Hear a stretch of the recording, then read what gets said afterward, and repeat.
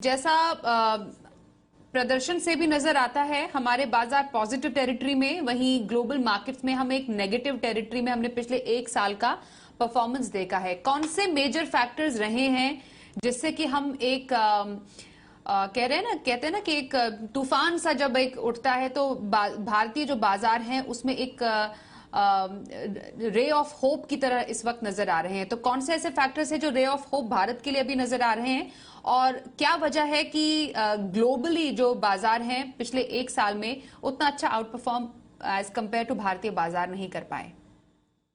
जी स्वाति, तो अगर अभी हम देखें तो भारतीय अर्थव्यवस्था जो है, जो वो दुनिया की सबसे बड़ी अर्थव्यवस्थाओं में से एक है। दुनिया की 5वें नंबर की अर्थव्यवस्था बन चुके हैं हम, और जो कि हमने हमारे लिए लक्ष्य भी रखा है कि $5 ट्रिलियन की इकोनॉमी बनना है भारत को। तो उस लिहाज से अगर हम देखें तो भारत में काफी ऐसे मूलभूत परिवर्तन हो रहे हैं। जो मेक इन इंडिया का कॉन्सेप्ट है, जो मैन्युफैक्चरिंग बेसिस जो शिफ्ट हो रहे हैं, चाइना में जो प्रॉब्लम्स चल रही है उसके चलते भी काफी सारा मैन्युफैक्चरिंग एक्टिविटी इंडिया में शिफ्ट हुआ है।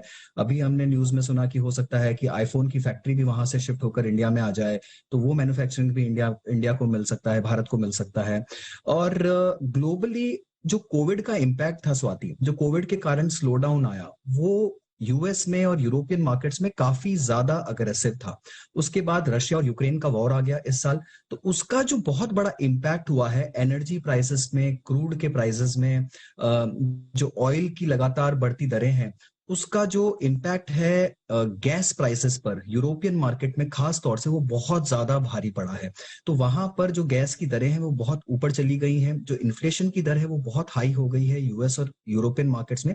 और ये एक बड़ी वजह है कि इन मार्केट्स में नेगेटिव रिटर्न देखने को मिला है, बिकॉज वहां पर कंजम्पशन का स्लो डाउन है, क्योंकि जितनी आमदनी थी लोगों की, वो आमदनी पूरी तरह से एनर्जी में और उस तरह के खर्चों में, इलेक्ट्रिसिटी में, गैसेस में, वहां पर जा रही है। तो वहां का जो सेविंग्स रेट है, जो कंजम्पशन रेट है, वो डिक्लाइन हो रहा है और वहां की इकोनॉमीज को स्लो डाउन देखने को मिल रहा है। भारतीय अर्थव्यवस्था पर इसका इतना बड़ा असर नहीं आया है। देखिए, क्रूड के प्राइसेस ऊपर गए हैं, जो भारत के लिए एक बहुत बड़ा नेगेटिव है। भारत भी एक बहुत बड़ा ट्रेड डेफिसिट रन कर रहा है, पर भारतीय मार्केट में जो कोविड के रिलेटेड स्लो डाउन था वो भी इतना तेज नहीं था जितना कि अंतरराष्ट्रीय बाजारों में था। और उसके बाद का जो रिकवरी फेज आया है वो उतना ही तेज आया है, बिकॉज अगर आप देखें तो जो डेप्थ है मार्केट का वो काफी बड़ा है यहाँ पर, और नई नई कंपनियां रोज आ रही हैं यहाँ पर, लिस्ट हो रही हैं। और जो एक ओवरऑल बुलिशनेस बोलते हैं स्वाति, जो कि एक कंजम्पशन का बुलिशनेस कह लीजिए, आप बाजारों में खरीदारी देख लीजिए जिस तरह से लौटी है, प्री कोविड एरा को भी हम क्रॉस कर गए हैं। ट्रैवल देख लीजिए आप, जितने भी बड़े इंडिकेटर्स होते हैं मैक्रो, सभी पर अगर आप नजर डालेंगे तो इकोनॉमी काफी अच्छा कर रही है ऑन द अंडरलाइंग बेसिस।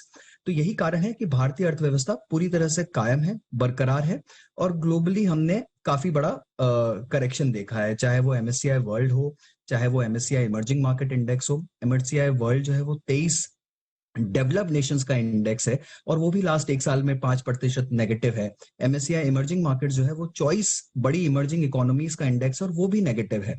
और विश्व के जितने भी बड़े बाजार है, जैसा धवल ने भी अभी बताया, नैस्डैक खास तौर से जो कि टेक हैवी इंडेक्स है, वो कुछ करीब 28-29% नीचे है एक साल में, और भारतीय बाजार एक साल में आपको कुछ 12% का पॉजिटिव रिटर्न दे रहे हैं।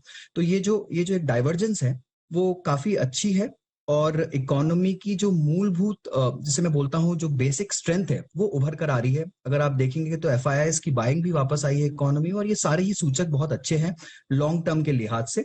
तो मुझे लगता है हम वो एक इन्फ्लेक्शन पॉइंट को क्रॉस कर रहे हैं स्वाति, जहां से शायद हमारी इकोनॉमी का टेक ऑफ पूरी तरह से हो रहा है।